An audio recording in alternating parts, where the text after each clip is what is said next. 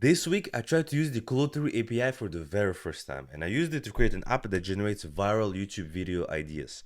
So basically, you have a chat where you can interact with the AI, and then on this side of the screen is gonna generate like titles, scripts, thumbnails, and everything to create your idea. I'm a senior software engineer. I like to work on AI projects like this in my free time, and from what I've seen, Claude 3 beats GPT-4. So we're gonna look into what it does better and how you can start using it for your own projects in just 2 minutes. So if you look at the comparison, you see that Claude 3 Opus model is right here. This is their more advanced model. This is the one that I was using.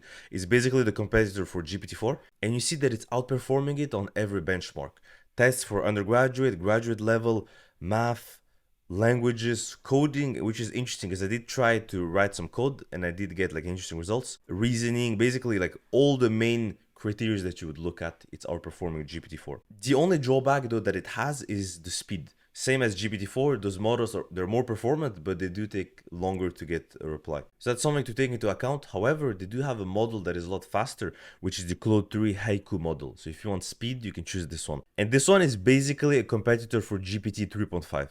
This is the model, like the base model for ChatGPT. And if you see, even here, it's basically outperforming GPT-5 on every benchmark. So that's interesting, but this is just benchmarks, right? Like, let's try it for ourselves. For me, I was specifically interested in the creativity of the model because I need to generate viral YouTube video ideas, right? It's all about creativity. And the problem with the GPT models is in general, they suck at creativity. Like if you ask ChatGPT to make you a joke, it's gonna create something that is so boring and unfunny that it's impossible. There's nothing you can do with it. Like for example, here, look at those titles. Like I'm asking it to generate 10 viral YouTube video ideas for a video about coding some fun project. And it says like, coding a retro game from scratch, pixel art madness. Like what the heck is that? Zero to hero, number 4. Creating a music app with just 100 lines of code. Like that's not interesting. That's not catchy. It's kind of like, it's too basic. Right? And then it adds like those things like zero to hero, pixel art madness. It's like, what the heck is it doing? But then if you look at Claude 3, it's a lot better. Like look at number 1. I coded a real life Mario Kart game in just 24 hours. This AI chatbot I program thinks it's smarter than me. Let's find out. Like this creates some curiosity, right? Those titles are a lot more creative now. Like number 4, coding a Minecraft clone from scratch in 1 weekend. Like this is a project that has viral potential. So for creativity, it just blows out the GPT models out of the water. Like out of all the models I've tried, Claude is basically the most creative. The other thing that is interesting that I've personally tried is code generation. So the other day I was working on some complex Terraform code.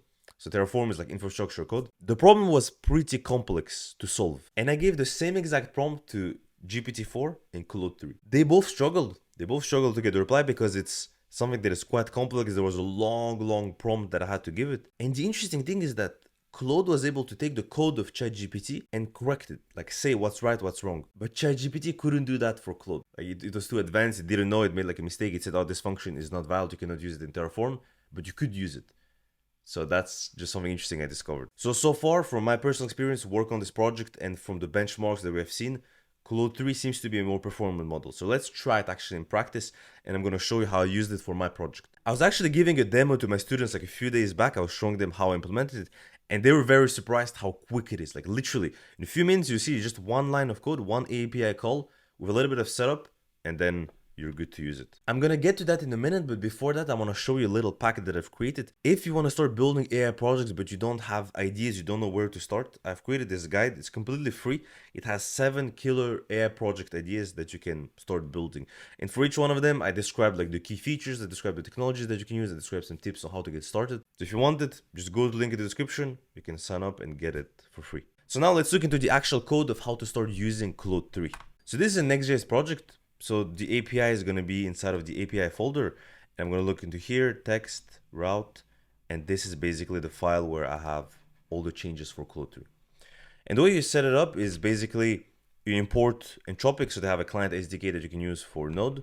I'm importing this function and this class from the AI library, and you'll see a little bit later why. It's basically like just helpers to help us stream the response so that it comes in like character by character instead of having to wait a long time for the whole response to come. It's kind of like the experience that you see on ChatGPT or if you use like Claude, like their interface. But basically after I've imported this, I need to create a client, right? So I'm going to do new anthropic, and then I need to provide an API key. Now I can start using the functions that are inside of this client to make an API call.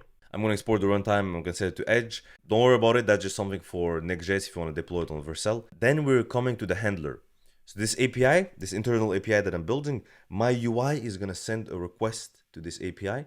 And then this API is going to send a request to the Claude API. So it's kind of like a middleware. And I'm using this middleware to just add some extra prompts, add like some extra configurations. And here what I'm doing is first of all, I'm getting the body of the request.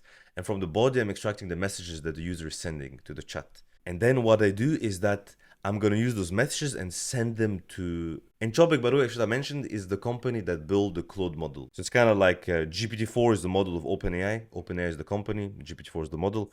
Here, Anthropic is the company, Claude 3 is the model. So you just do an await because it's an asynchronous function. You do anthropic.messages.create, and then you have to provide a bunch of parameters, right? So I'm going to put them right here. Number one is the model. You have to provide the model. The latest one that we have available today is the Claude 3 Opus model. You have to specify the maximum number of tokens. That's like a requirement for Claude. And 4096 is basically the highest amount that you can get. Then we're going to specify a system prompt. You're going to see that more in a few seconds. Yeah, then you pass the message and then I set the streaming to true. For the system prompt though, I wanted to set like a context so that it knows what to expect and it knows how to output a reply. So first I specify a role. So I say like you're a very successful content creator and marketer. Then I give like a little bit more description. I say you have the brains of Mr. Beast, Mark Rober, Joe Matek. Next, I want to specify some tasks. So let me actually zoom in a little bit.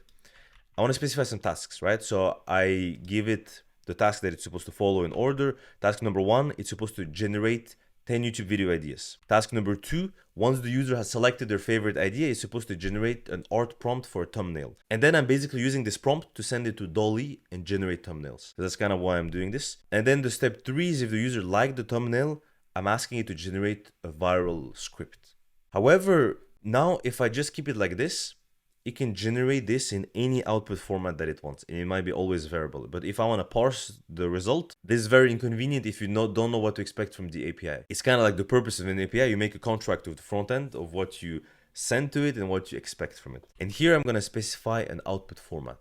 In the output format, I say you have to return 10 videos in the following format. So that's step one. Step two is once the user has selected an idea, is going to give me an art prompt in this format. So it's kind of like HTML with tags that I've invented, but that's easy to parse. And then number three is the last one, is going to generate a script. And here I say, give me an H1 for the title, and then give me a list for every bullet point. And using this, from my experience, I got a very consistent format. It will always output basically the replies in this format, and then I can parse it in my UI. And then the last thing that I do is that I want to turn this response into a stream, and then I want to return that stream. And you see that fundamentally, just about importing the Anthropic client and just using it with those parameters that it requires. That's it.